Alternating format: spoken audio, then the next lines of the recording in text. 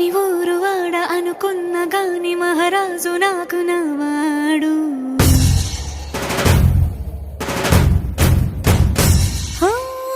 మాట పెడుసైనా మనసులో వెన్న రాయిలా ఉన్నవాడిలోన దేవుడెవరికి తెలుసును నాకన్నా. సూసేకి అగ్గిరవ్వ మాదిరే ఉంటాడు.